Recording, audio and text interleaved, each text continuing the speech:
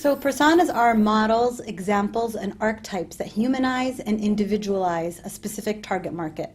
They are hypothetical individuals who represent target consumers.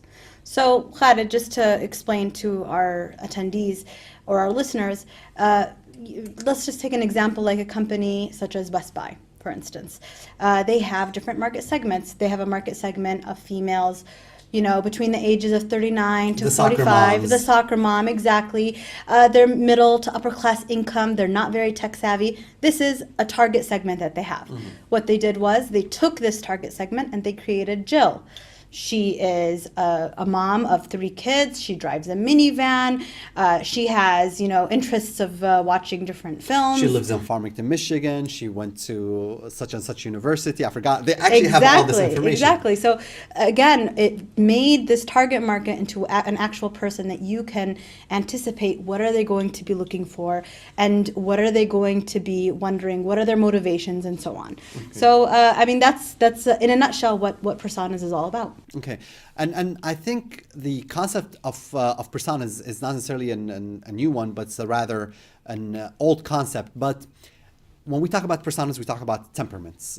If you want to kind of also explain that concept to our webinar attendees. So again, you have different temperaments. You have, people that when they're shopping, they're quite logical. They think about the purchase. They're wondering who are they. They're digging for information.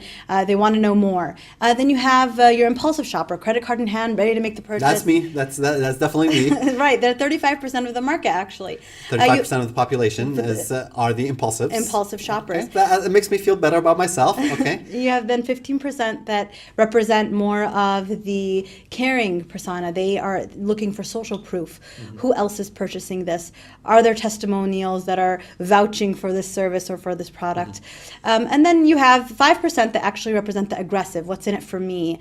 What am I going to get out of this particular product or service? So considering when you're coming up with these personas, you're also giving each of your personas specific temperaments. Mm-hmm. Based on how they will move forward in a purchase on your website. So let's go back through the numbers quickly. So we said 45% is for which temperaments? The 45%? Logical. For the logical temperaments, 35% the impulsive.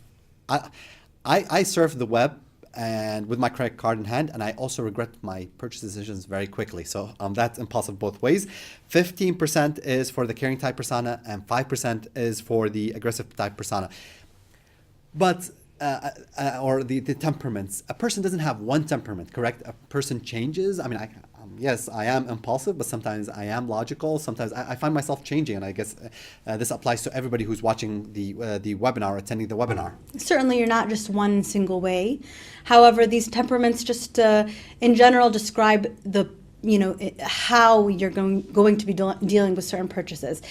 A lot of times, if it's a more pricey purchase, you'll find people tend to be a little bit more logical than impulsive if they're generally impulsive in their purchasing. Yes. Generally, but some people still will purchase a $45,000 car. It happens, every now and then. So the concept of personas is not a new concept. It's something that has been there for thousands of years, dare I say? For thousands of years, really, okay. Dating all the way, BC, 325 BC from Aristotle's time, where really just segmenting the population, looking at the population and identifying different types of people.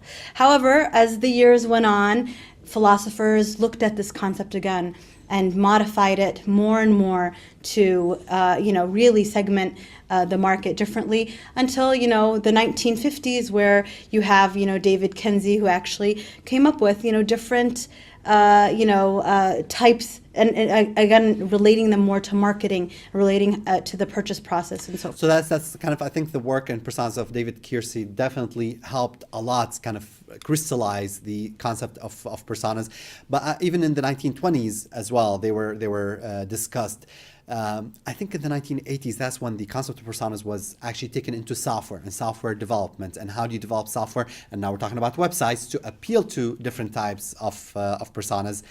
And really, when you start thinking about personas as you're developing your website or your software or your application or any marketing material, it has a direct impact on the type of product that you're going to put out. Right, exactly. And I think Khalid, you also have to take into account the web and how it's changing, and social media. This is actually impacting, personas, and I think they're going to be modified more and more with the way that people interact with purchases and surfing online overall. Very good.